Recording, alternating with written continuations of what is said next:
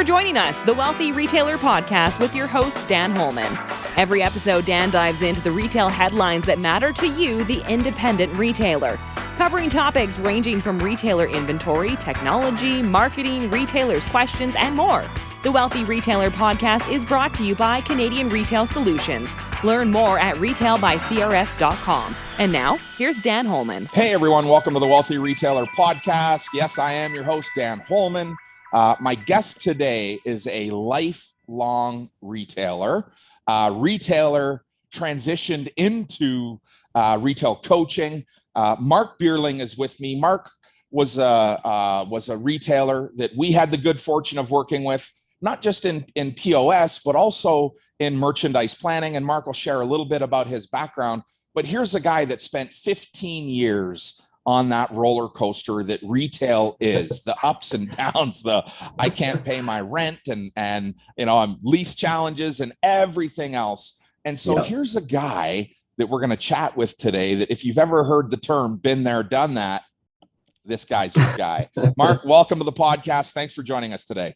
Thank you for having me, Dan. It's nice to see you again. Yeah, it is nice to see you again. Marc and I go way back. We've worked together for a long time, or did work together for a long time. Mm-hmm. Marc joined CRS and inventory planning or inventory coaching retailers several years ago. Maintains his own planning consulting company called The Plans. And we're going to get Marc's perspective on where things are. Now, Marc, you work with clients coast to coast, top to bottom, North America, not just Canada, even though you're born and bred way up there in northern oil and gas country. Absolutely. Heavy resource community for sure. Yeah, but you've got clients all over the place. So let's start. Give us a little bit of background. Talk to me a little bit about, the clients that you work with and the verticals, but also a little bit of that insight to what it was like being a retailer up there. Sure. Well, we'll go back to that. My first day in retail was, it's pretty easy to remember, was the day after 9/11. It was supposed to be 9/11 and all the airports were shut down. So my brand new boss at the time was coming back from the Edmonton buying show and couldn't get a flight. His flight was canceled. So I ended up starting the next day. So it's a very, very easy to remember day for me. Yeah. So I spent 3 years learning how to run his store. Joe was a 30-year veteran in retail. So I learned a lot of, the manual calculations for a lot of this stuff early on in my retail career. And then within 4 years, in 2005, my wife and I started our store. It was called Marc Joseph up here in Fort St. John. We ran that for a long time. Felt like an eternity. And like you said, we went through everything. We had the boom years with the resource booms in the oil and gas sector, followed by, the crash of 2010 for us up in here in Canada, followed by lease disputes. Every single problem you can possibly have had in retail, we faced. And then in 2016, late 2016, it was my manager had decided that he wanted to move into his own store, and it was a perfect opportunity. We were in a big lease dispute with our local mall, didn't work out. So he was able to buy our inventory and get us out of the retail game in that sector. I was already practicing as a coach consultant for inventory planning at the time, as you know. It's kind of the short version of the history, but if there's a problem that has come up, we have tackled it. And so what was I'm at this breaking point where I need help. What was that signal for you? Was there a point in time where you said, oh man, I got to get somebody to help me? You know what is funny is that I thought I was a pretty sophisticated retailer, and I got an email from Scott Smith, who we both mutually know and love. And he said, hey, I found this new program and I've been trained and I'm starting to do it. And what we do is we help you decide how much to spend in each category. And if this sounds like something you might be interested in, give me a call back. And I think I was the second one in Canada to pick it up. There was another lovely lady named Lynn who was number one. We have this going back and forth. I'm number one. No, I'm number one. But at the time, I tell this story now with current clients that we had $1 million worth of inventory at retail on the floor coming into August, which for us was back to school season. And we were doing just over $1 million a year. So I had a year's supply of inventory at the time coming into a shipping season. And when we did the inventory analysis, Scott said, well, what do you think your top 3 categories are? And I was wrong on all of them. All of them. I thought ladies denim was my top category. And as it turns out, I was maintaining more than a year's supply. We were actually losing about 15 cents for every dollar I was spending on denim. And we thought we were killing it.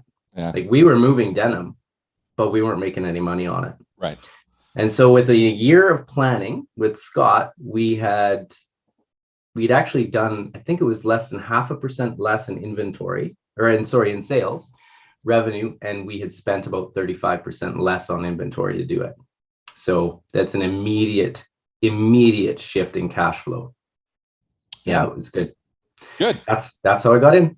And that's how you kind of got started. And now you've spent this last, 5 or so years working with other retailers. What are you seeing out there that, are those signs that say to you, hey, been there, done that. I'm really going to be able to help this retailer. Are there some glaring, KPIs that you see or that you lean on where you can help someone? Absolutely. It's always inventory position. I mean, that's the first place I look. Where are we? Do you have enough? Do you have too much or do you have too little? Too much and too little really actually same thing. Same problem. Yeah. It's the same problem. And are you seeing supply challenges today that are causing or that are creating a shortage in inventory? Massively. That's probably been the biggest thing we've been tackling with clients in the last 2 months, actually, is just managing. Communication from vendors has been a bit of a problem too. They're not telling our retailers, this stuff is going to be late. So we're seeing some bottlenecking of inventory happening in a big way. We had one client that she was 60% undershipped in August, and then they want to ship everything in September. And there's a balancing act now where we have to really decide how much of it we actually need, how much is going to be beneficial, and what that's going to do to our sales. But more importantly, I think the key metric for every retailer is what does that do for our cash flow? Right. Yeah. So here we are trucking towards, holiday, end of October-ish, mid to late October. What's your outlook for holiday for your retailers? Is it all about, there's a scarcity of supply out here, we've got to be scarce in our stores, or what are you seeing? Yeah, it's trying to achieve that balance. We need to make sure that we have enough product in the store to supply our sales and to be able to really achieve our forecasted sales volume. I think generally the outlook looks pretty good. Mm-hmm. I think that there's a really robust sense of, let's get out there, support our local stores. And sometimes it's just support the store that you're used to seeing and dealing with online as well. E-commerce is going to be a big one this year as well. And there's a little bit of fear out there from the retailer, like what happens if we're seeing a surge again in this dreaded pandemic, and we're seeing it happening, more and more restrictions, it seems like every day. There's a lot up in the air. There's a lot of balls in the air. So I think mostly we're very optimistic, but it's really about managing that inventory flow and making sure we have enough to sell through for the holidays. Absolutely. And have you seen your retailers, I hate this word pivot, but have you seen your retailers shift over to more e-com? And are they better positioned this year? I mean, I can tell you this, that Alberta is facing any Alberta retailers today. We're standing on the cusp of a shutdown here. Whether it happens or not is anybody's guess. If you're a gambling man like me, I'm shifting some dollars away from my front door right now. Alberta's not in a great place. And I think that, as conservative as we've seen other provinces, there are some states that are similarly conservative in forward looking. We've got to protect, we're going to shut down, we're going to take deeper restrictions, but it's coming right at the exact wrong time. And I think what we're going to see is government's going to make this decision they're going to decide. In Canada, they're going to choose sort of Thanksgiving as their Canadian Thanksgiving as their, we've got to do it now to protect holiday sales and business post Thanksgiving. Yeah. And I think you're going to see the same thing in the US. They're going to want to try to, force, if they have to take some level of lockdown, they're going to do it pre-Thanksgiving. They're going to do it in October versus waiting until November. And then they'll believe that they're saving some level of retail.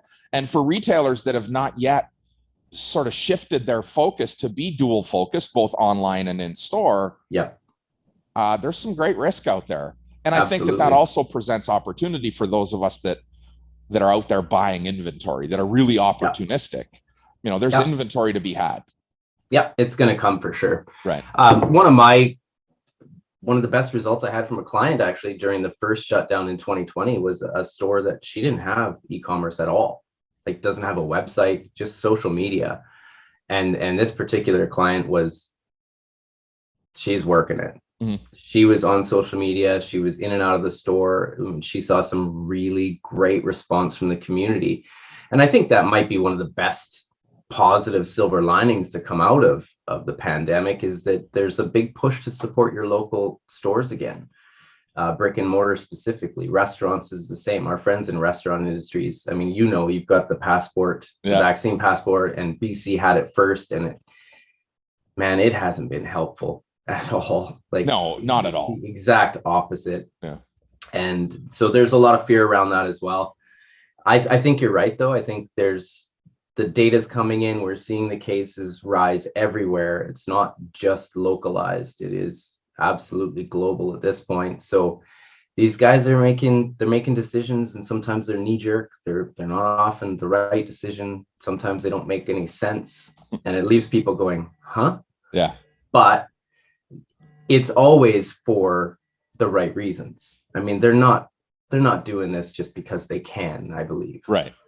Yeah. I was in LA this last weekend and came home, was lucky enough to be able to fly. I went from LA down to Vegas and flew direct from Vegas into Edmonton for the first time in, 2 years. You can get a direct international flight into Vegas. And, you present yourself to Canada Customs, and, they go through your ArriveCan stuff and all that. And then he says to me, can you show me, your negative test? And I'm like, well, that seems redundant. The only way I got my ArriveCan was because I got a negative test. And he said, please tell me something that's not redundant. Show me something. This is the border services agent. Wow. Tell me something that actually makes sense today.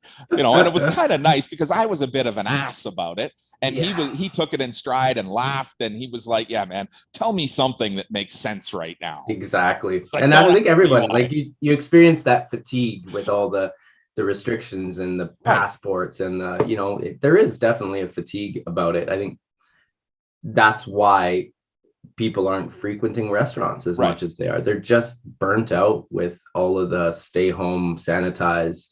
And I get it. I mean, I'm feeling the same way. Right. And so let's jump back over to retail. So people are tired. How are we getting our message out to retailers? What are your clients doing to get some level of success?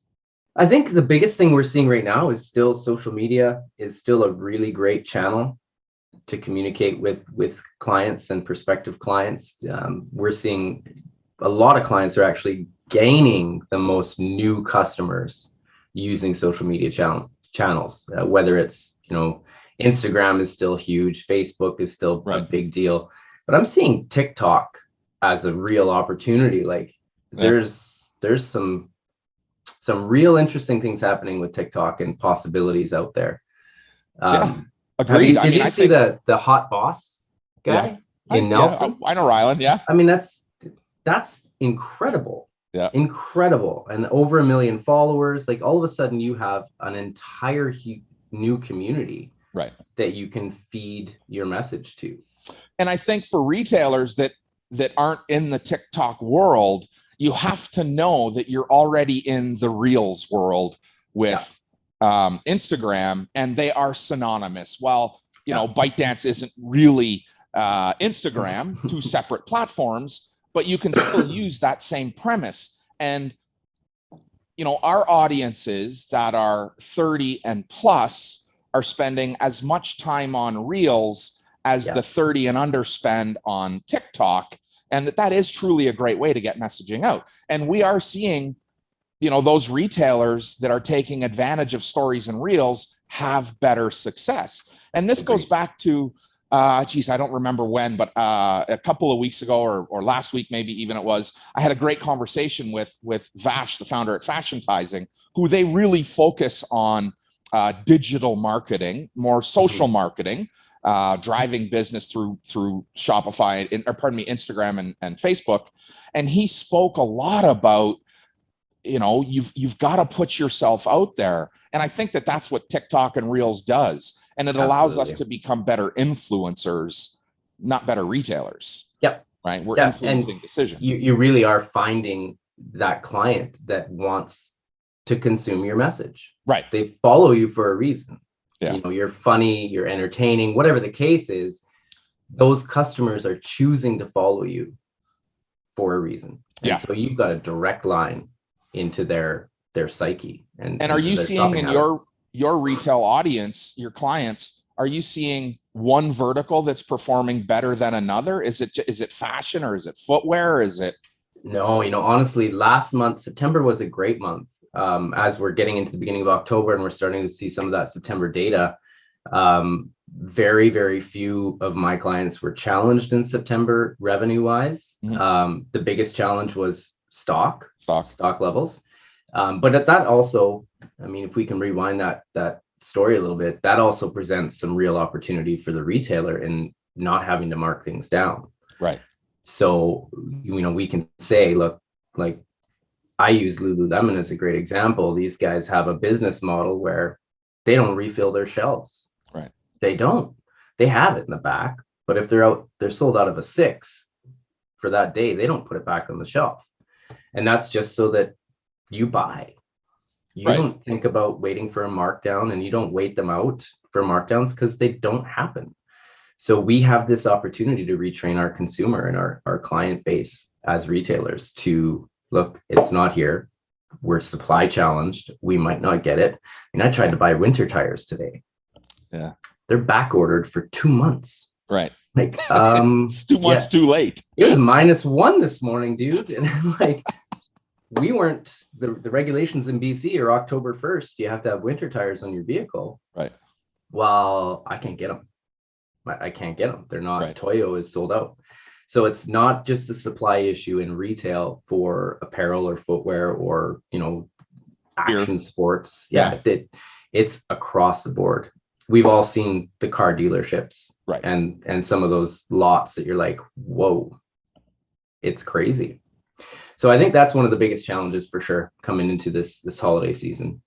And so you touched on this, but here we are, we're coming into, what should be a better season for us. We're seeing some supply challenge. We're not taking the significant markdowns that we have in the past.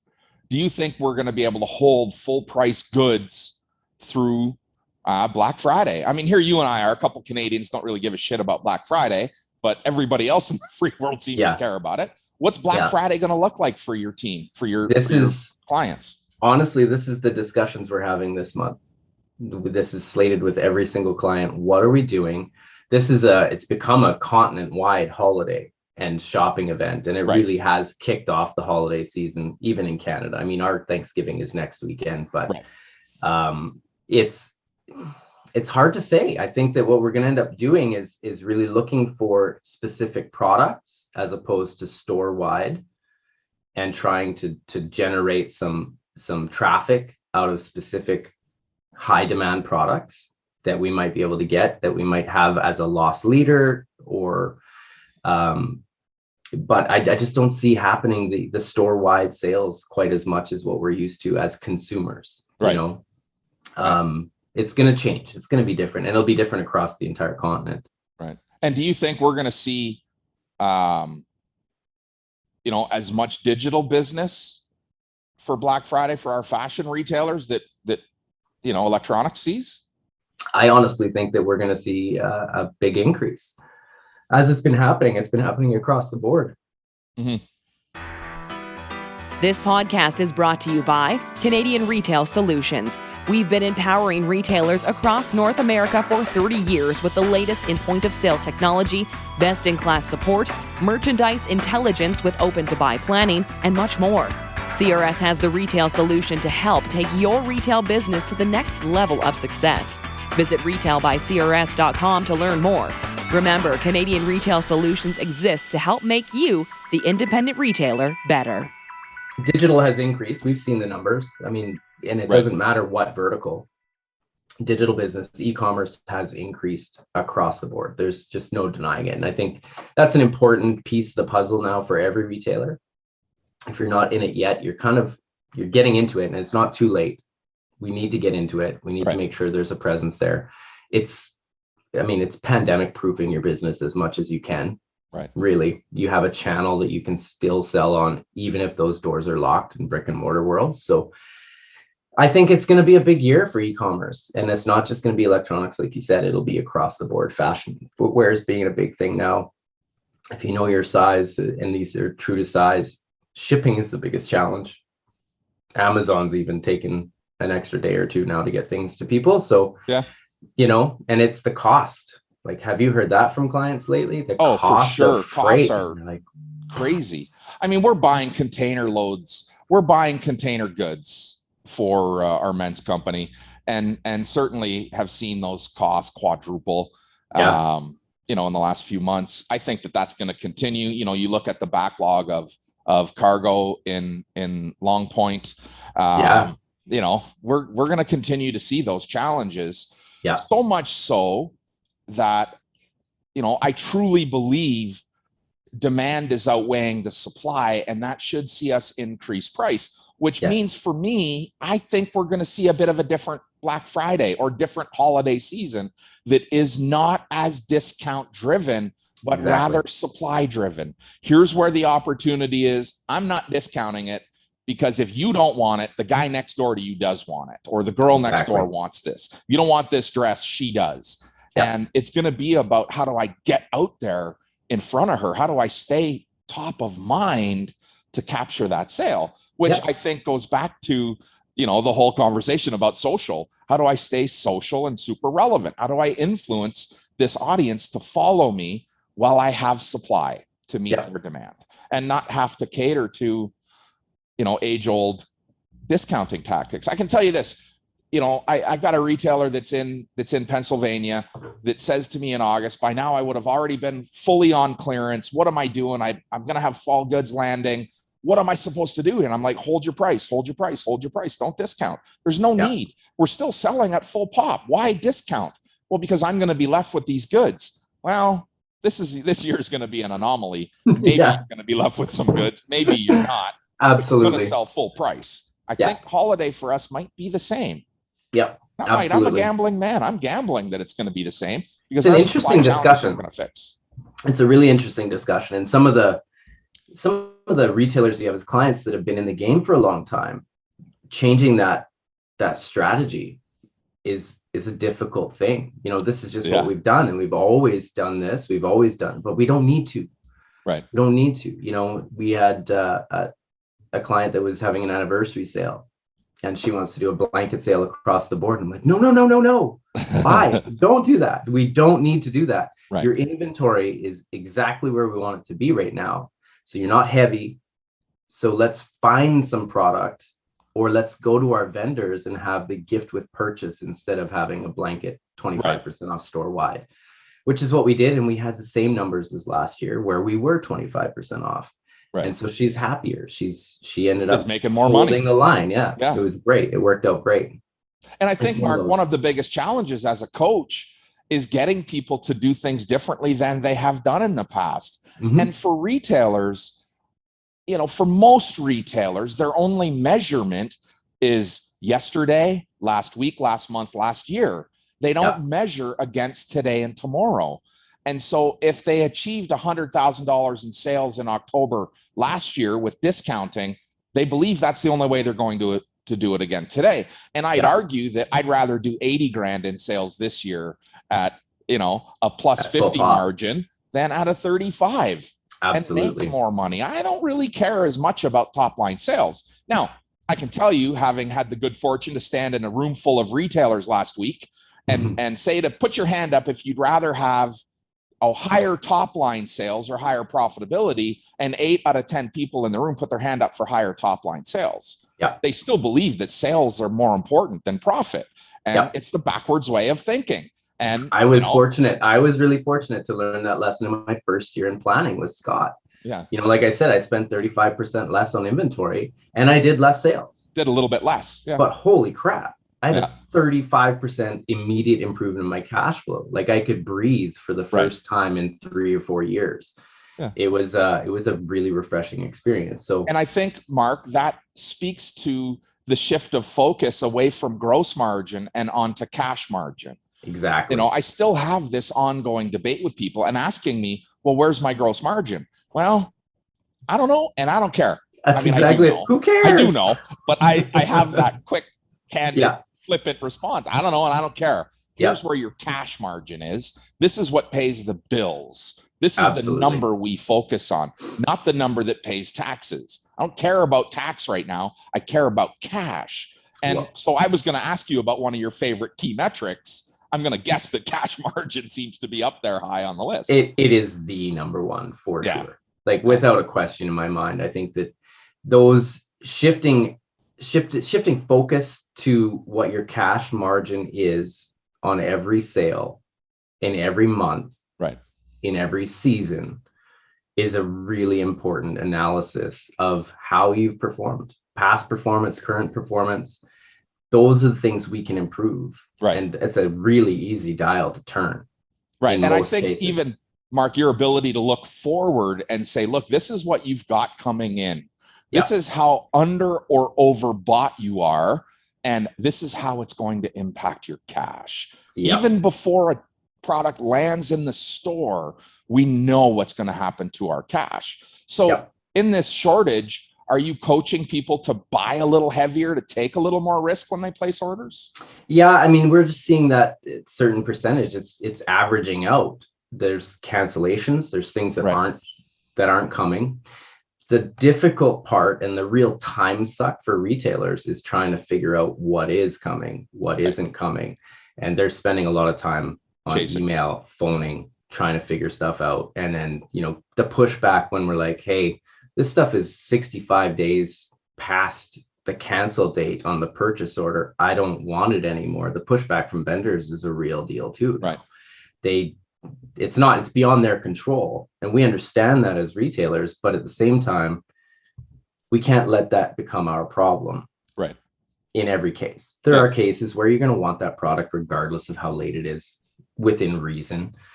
But that discussion is a real deal for sure. Yeah. All right. So one of the other challenges that that's high in the headlines in news is the labor shortage. Are you seeing that with your clients as well? I've been pretty fortunate with my clients, or I should say my clients have been pretty fortunate. I've only got 1 or 2 that really are struggling to find the right staff. And I think that's really the key in retail right now, is trying to find the right staff. The right staff. I mean, you can hire a body. It's not a problem.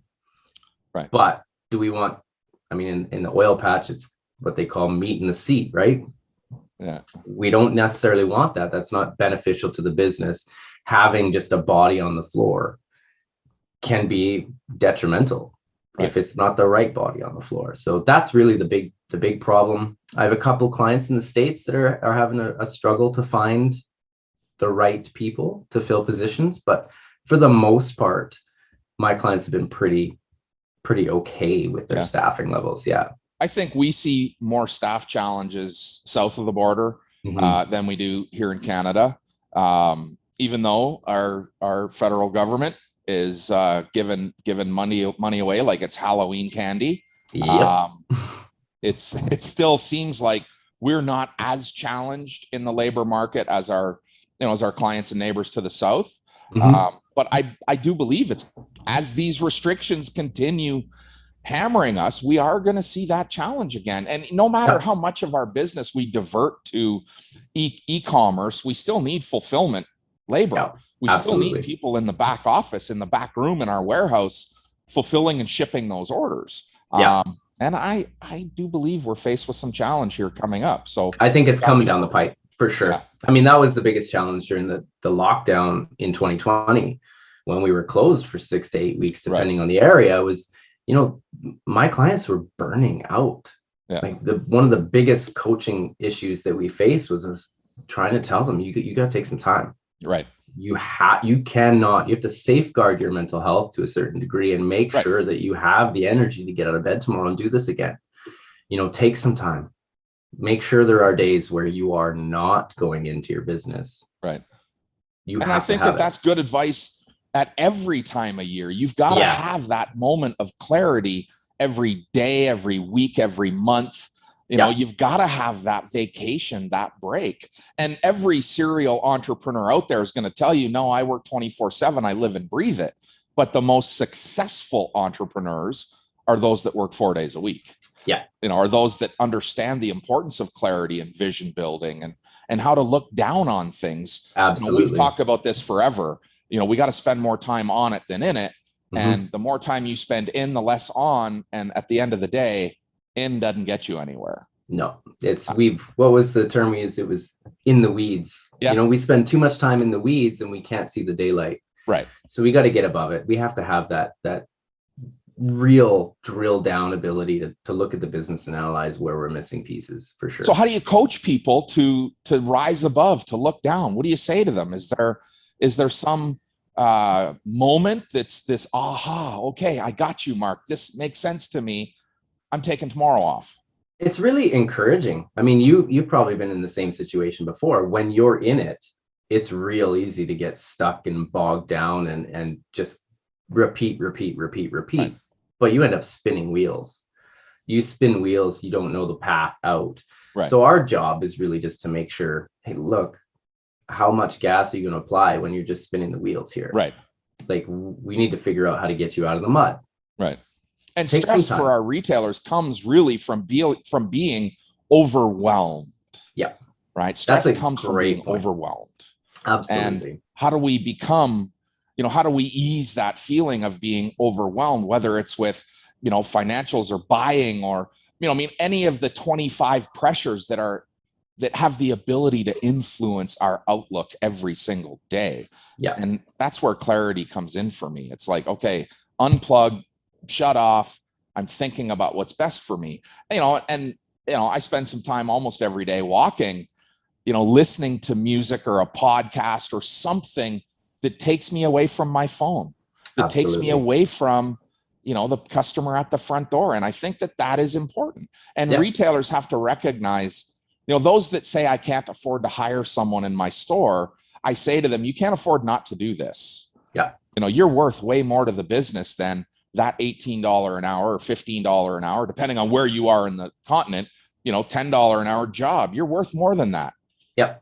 Yeah. Absolutely. I 100% agree with that. It's that's been a conversation a couple of times for sure with, look, we need to have that support. I mean, one of the biggest time sucks now is really planning that social media.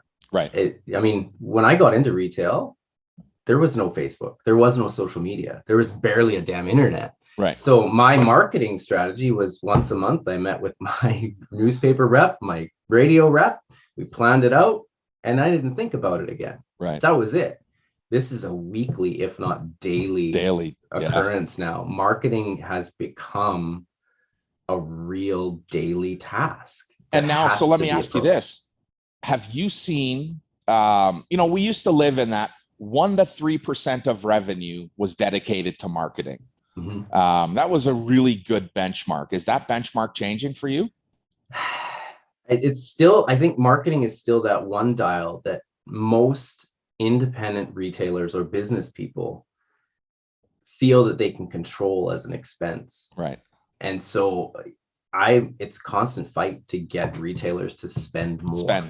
To spend the dollars, especially when there's a sense of fear or trepidation or apprehension about what might be coming down the pipeline. They have this, and it's completely understandable, a desire to hold every dollar they can in their purses for sure.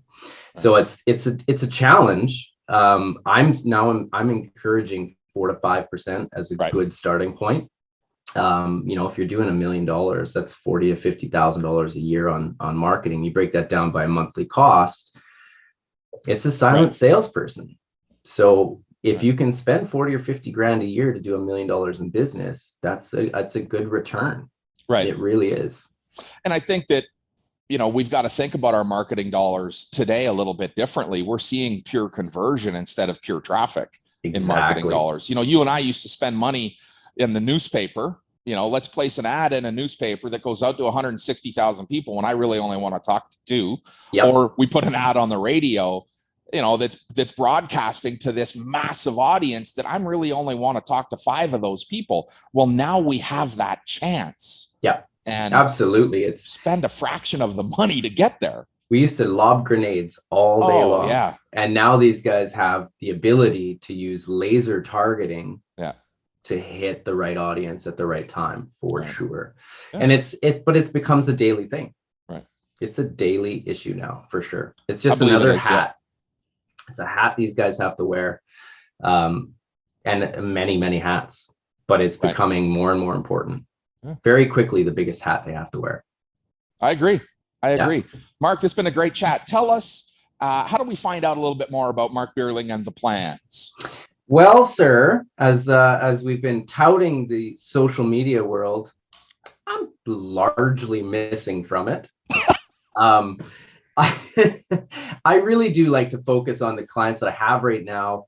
I have an Instagram, it's plans.ca. I have a YouTube channel. I've got a couple of videos on it, but I'm not really focusing on growing my personal practice through social media. I have a website. It's wrong. It says I'm in Toronto.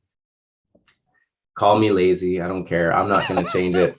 You want to be in from Toronto instead of Fort St. John? Well, there might be don't even know where Fort St. John is. No, I have to tell people that, do you know where the Alaska Highway is? Yeah. Okay. I'm on it.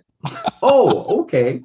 It's pretty comical. But we've got some inroads and there's some things happening that referral business has been really big. It's been great. I think one of our big collaborators has espoused the saying, collaboration over competition. Yeah. And it's a big thing for her, and she's delivering the message really well, and I fully believe in it. I think our communities are stronger when our retailers, even if they're in the same community and they're competing against each other, if they can collaborate more, there's a much better chance that both will be successful, or 3 or 4. So that collaboration is a big thing. Agreed. And really, I think the big thing with us and what we do in our practices is we all have this desire to help.